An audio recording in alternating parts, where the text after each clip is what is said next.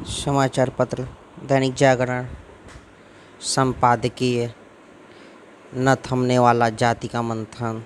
लेखक प्रदीप सिंह, राजनीतिक विश्लेषक और वरिष्ठ स्तंभकार। जाति न पूछो साधु की, पूछ लीजिए ज्ञान।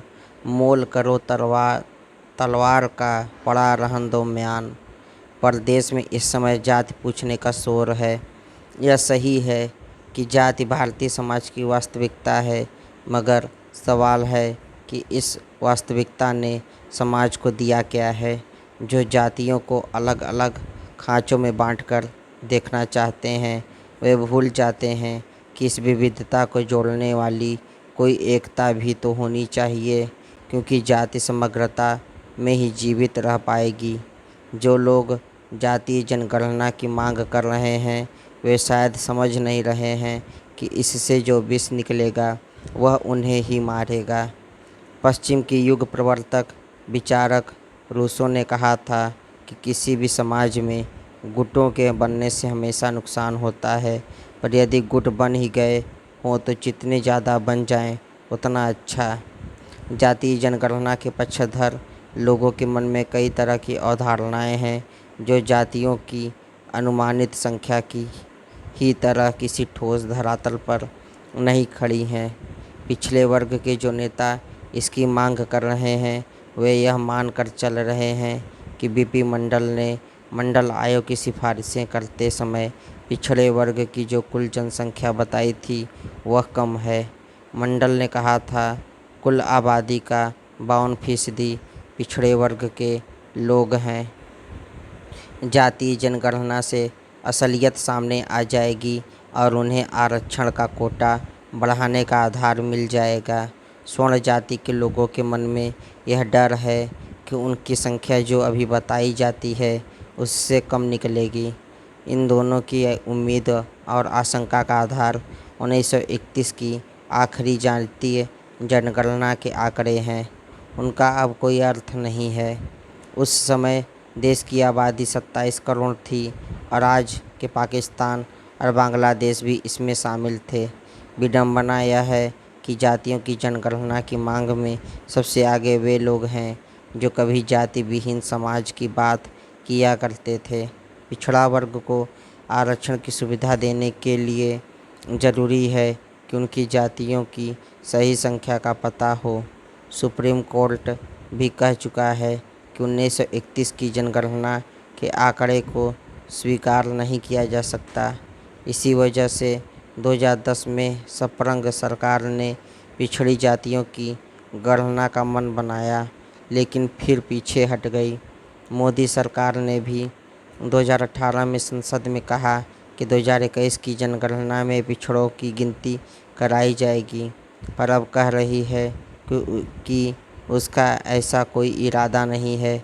मार्च 2011 में तत्कालीन गृह मंत्री पी चिदम्बरम ने लोकसभा में कहा था कि बहुत उलझा हुआ मुद्दा है।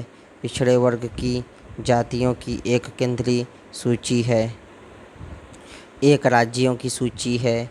कुछ राज्यों में ऐसी सूची है ही नहीं। कुछ राज्यों के पास पिछड़ी जातियों और अति पिछड़ी जातियों की सूची है। रजिस्ट्रार जनरल ने कहा है कि इसके अलावा अनाथ और निराश्रित बच्चे हैं।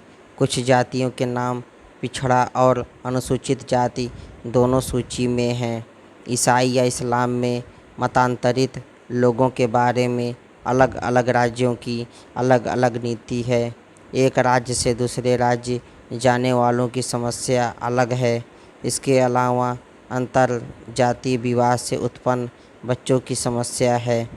सपरंग सरकार ने सामाजिक आर्थिक जातीय जनगणना करवाई, जिसके जाति के अलावा बाकी आंकड़े 2016 में सार्वजनिक किए गए। सामाजिक न्याय मंत्रालय ने ये आंकड़े नीति आयोग के उपाध्यक्ष अरविंद पानगढ़िया की अध्यक्षता वाले विशेषज्ञ समूह को सौंप दिए। उसकी शुरुआती रिपोर्ट के बाद क्या हुआ पता नहीं। अक्टूबर 2017 में गठित जस्टिस जी रोहिणी की अध्यक्षता वाले आयोग ने फरवरी 2021 में अपनी अंतरिम रिपोर्ट में कहा है कि पिछड़ा वर्ग की जातियों की जनगणना जरूरी है। आयोग ने पिछड़ा वर्ग को 4 उपभागों में विभाजित करने का सुझाव दिया है। आयोग ने पाया कि केंद्रीय सूची में शामिल पिछड़ा वर्ग की 2633 जातियों में से आरक्षण की मलाई ऊपर की 100 जातियां ले गई। 1/3 जातियों को तो शिक्षा और नौकरी में कोई लाभ मिला ही नहीं। सारा पेच यही है, जाति गणना के बाद अति पिछड़ी जातियां अपने हक के लिए पिछड़ों की ही प्रभावशाली जातियों के खिलाफ उठ खड़ी होंगी। इसकी जमीन 3 दशक पहले सामाजिक न्याय के नाम पर सभी पिछड़ों के नेता बनने वालों ने तैयार कर दी है। मुलायम सिंह यादव और लालू यादव अब पिछड़ों के नहीं, यादवों के नेता रह गए हैं। इन दोनों ने अपने समय में एक एक कुर्मी नेता क्रमशः नीतीश कुमार और बेनी प्रसाद वर्मा को साथ लिया। दोनों ने बाद में अपना अलग रास्ता पकड़ लिया। हालांकि बेनी ने औपचारिक रूप से ऐसा नहीं किया, तो जब पिछड़ों के कोटे का फ़ायदा लेना था तो सबको जोड़ लिया और सत्ता मिली तो बाकी को भूल गए। रामधन ने एक बार कहा था कि बड़े घटक ने छोटे घटक को गटक लिया।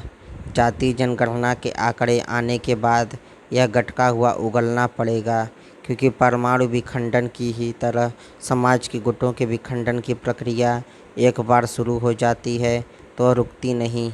यह प्रक्रिया अब रुकने वाली नहीं है। जनगणना के पहले ही उसके संकेत नज़र आ रहे हैं। कहीं निषाद अपना हिस्सा मांग रहे हैं तो कहीं राज्य भर छोटे छोटे जाति समूह सत्ता में अपनी हिस्सेदारी के लिए सामने आ रहे हैं। सामाजिक क्रांति के पुरोधा मुलायम हो या लालू, अब उन्हें भी इन जाति समूहों से सौदेबाजी करनी होगी। इस बदलाव की आहट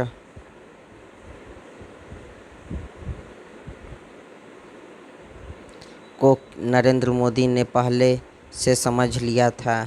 पिछले 7 सालों में संख्या में छोटी जातियों को भाजपा में जगह ही नहीं मिली, बल्कि उन्हें संगठन और सत्ता में हिस्सेदारी भी मिली है। कहते हैं, क्रांति को असफल करने का तरीका यही है कि उसे होने दिया जाए।